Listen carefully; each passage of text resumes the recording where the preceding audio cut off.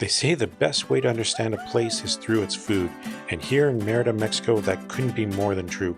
From crispy salbutes and stuffed gorditas to slow-cooked cochinita papillos bursting with flavor, every bite tells the history of the Yucatan's vibrant culture and rich history. So today we're diving into the heart of Merida's local food scene, guided by a new friend who grew up with these flavors, to taste the dishes that define the Yucatan. Hi, welcome back. If you're new here, we're Kiran and Dharmesh. We are two slow travelers that retired early, and we've been traveling the world the last few years. And currently we are in Merida, Mexico. And today we're excited to do something very different. Yeah, right. So we're actually going on a food tour today, and we've actually hooked up with a local born and raised in Mexico. His name's Dany, and he's agreed to take us around and show us some of the local eateries and the local markets. So we're actually looking forward to that. And let's see what happens. All right, we've met up with Dany, our tour guide here. So let's get to know Dany a little bit more. Dany, do you want to tell everybody a little bit about yourself? Yes, I just finished my study in culinary arts. I am chef in Mexico. We are here because we go to travel and discover food traditional Yucateca and other dishes of Mexico. Great. About I am very passionate for my career. I like the cuisine, Mexican and other countries. And how long have you lived in Merida? Well, I'm living in Merida for 8 years ago. 8 years, okay. Yes. So you've been here for a while. All right, and so where originally are you from? I am from Puebla. It's a state for the center of Mexico. Oh, center of Mexico, Yes. okay. All right, so then let's get started on this tour, and we'll meet up with the other people in our tour and hit our first location. Yes, it's good. Let's get started with our first location. It's not too far at all. We'll walk over. If in fact it's actually just right adjacent to one of the corners of the Grand Plaza. If you take a look right over there.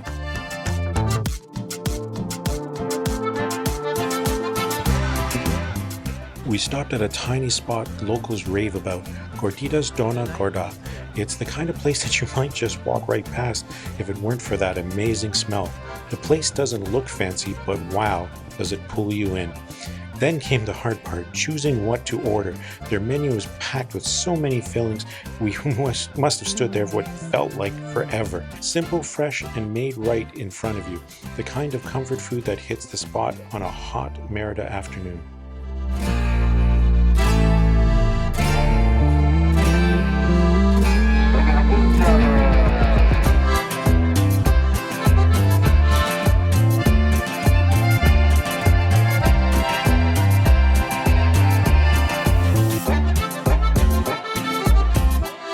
So we've gotten our foods at the first location.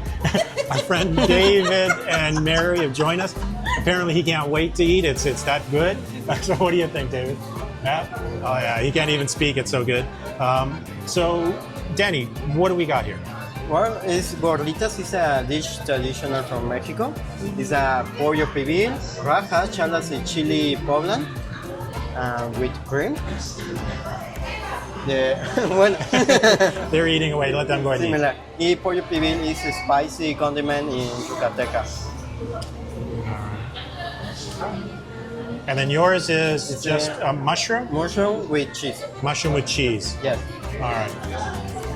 Mary, so how is it? Yeah, see? It's Can't spicy. talk eating. Yeah. It's really good.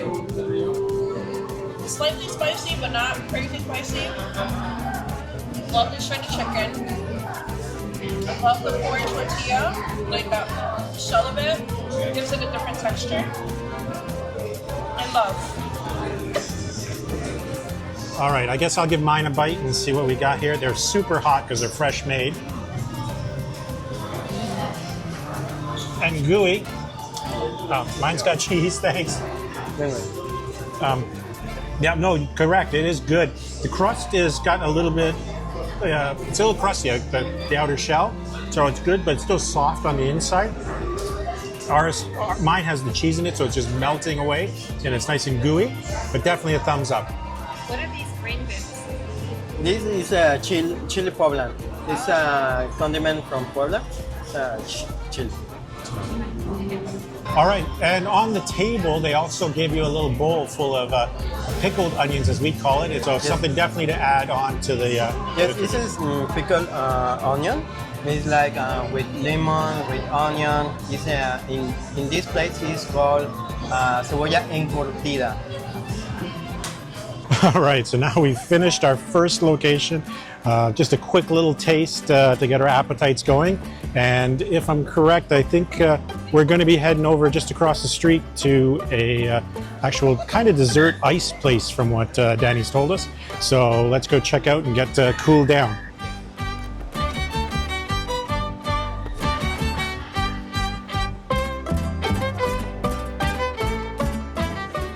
Okay, now we actually haven't gone too far. You can see that the Grand Plaza is still right here behind us. We've just come from behind there, from one corner, and now the next location is right here. See if I can get the name in there for you. But let's go inside and check it out. A Merida classic that's been around since 1907. When we were walking around the Grand Plaza, often we'll see lots of people enjoying treats here. They're known for their refreshing fruit sorbets and traditional pastries. The perfect way to cool off and end a hot afternoon of exploring. So it looks like what they do here are mango sorbets in general. We've chosen to get the mango, so I think everybody's going to take a little taste of it and see how this is. So we're going to let them all be the taste testers. I'm not big on dessert, so... Dany, you're not gonna try? No. All right. Let's see. Karen? Oh my god. Is it good? It's like pure mango action. Yes. It's so fresh. Wow, they offer so many refreshing sorbets in exotic flavors like guava, coconut, and dragon fruit. They all looked very yummy, but we were extremely happy with what we chose, mango. The sorbet is delicious with pure mango flavor, and we can't wait to return to try some of the other flavors. As we wandered around Merida, we couldn't help but admire the beautiful architecture, colorful houses and colonial facades, and charming streets that feel like an open-air museum. Every street corner has something interesting to see, and just wandering around is such a treat. We noticed so many little squares with trees and benches. Locals were just hanging out, relaxing and cooling off under the shade. As we made our way to the local Mercado, our next stop, we noticed lots of locals out and about with their families. You can pretty much will find anything in the shops lining the streets. The streets are such a lively, everyday scene of life in Merida. We have reached one of the many entrances to the Mercado. There are said to be more than 2,000 vendors over 45,000 square meters. It has been around since the late 1800s. There are stalls overflowing with spices, fresh fruit and veggies, colorful handcrafts, and so much more.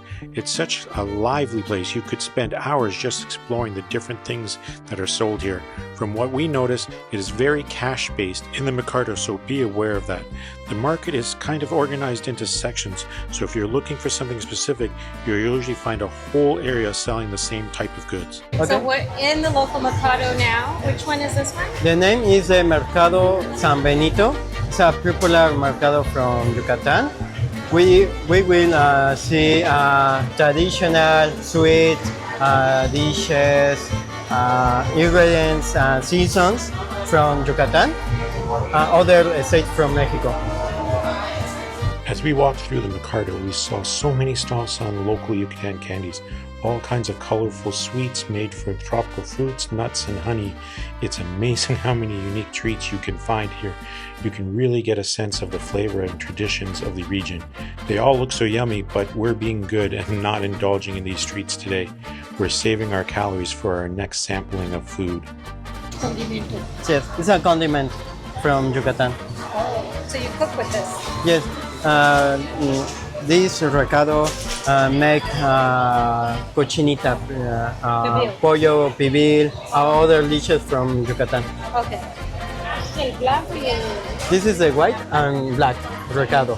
Oh, okay. You blend it with orange from Yucatan. Oh, and that's You how make a Cochinita pasta. Pibil. Yes, Cochinita Pibil. We noticed a lot of vendors selling honey here.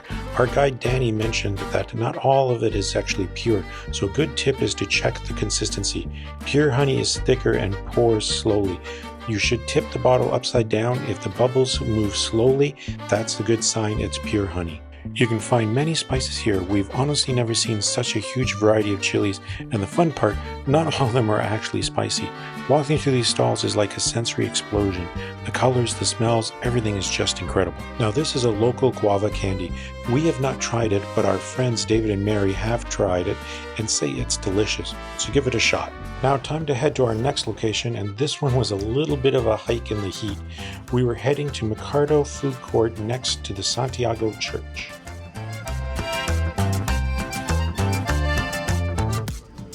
We finally arrived at Panucho Yucateco.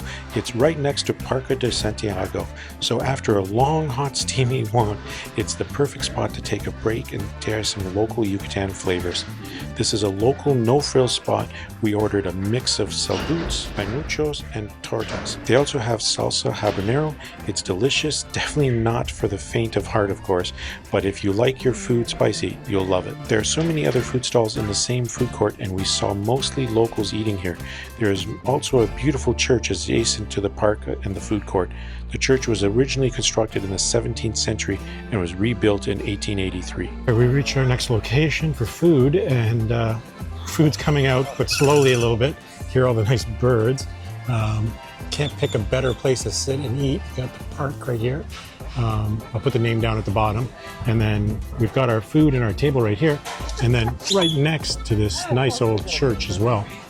So our first two things that came out were tacos. I've got a pork and Kiran got a chicken taco. So we're going to give these a shot and see how they taste. Spicy. They say it's spicy, so take it easy. Let's see if Kiran can handle it. I might regret this. Alright. I may regret it. See if Kiran can do it without getting it all over herself. Oh my god, these are huge. Yeah. Yes, earthy. It's fun to take a bite. Oh, it's not sweet at all. It's very refreshing. That's really good. We've got our next dish here. We've got a panucho and a salbut. Now, they're both chicken, but the difference here is in the panucho, it has beans inside the actual tortilla, where on the other side of the salbut is just the fried tortilla, basically. But they're both otherwise identical. So I'm gonna try the one with the beans inside. I don't like tomatoes. Sorry, guys. Had to pull the tomato out.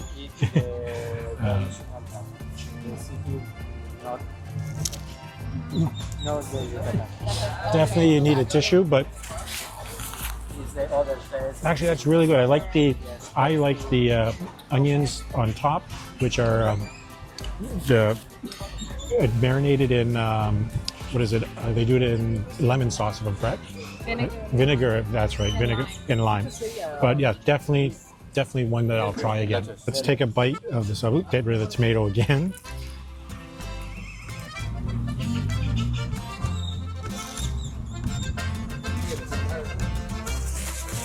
Now, the toppings are both the same, but the actual tortilla, now this one was a little bit more softer. It was a little bit chewier and nicer, lighter to bite into, compared to the crunchy filled one from the other plate. All right, now if we take a look at the table here, Kiran and I are both sharing these little tortillas here, and the rest of the group here all decided to get sandwiches, and they're pigging out on that side. They've all got large. Now Dany, on the other hand, Dany's got himself a monster of a sandwich here. What did you get, Dany? It's a torta cubana. Torta cabana. Okay. Yes. This is a chaya water. It's a famous traditional plant of the Yucatan. It's very fresh for the hot weather. Perfect, very much. Oh, okay, good. All right, guys, everybody eat up, and hopefully you'll be able to walk after you finish all that food. Now, right next door to where we were eating is Parque de Santiago, a nice little parquet area with a water fountain in the middle. Hard to see with the sun, sorry. And then even a playground for the kids. So it's really a nice place. After you finish eating, you come walk through, enjoy. Now, we're going to actually go to another location. Our next location is going to be a bit further. It's almost about a 40-minute walk.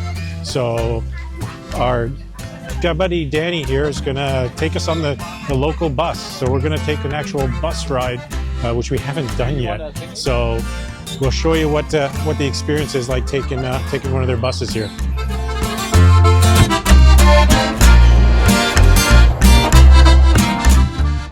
You can catch the 905 bus right across the street. You see right across from the church here once you've finished eating. And the 905 will take you all the way to our next location. This was our first trip on public transit in Mérida, and the bus that arrived for us was one of their new electric buses.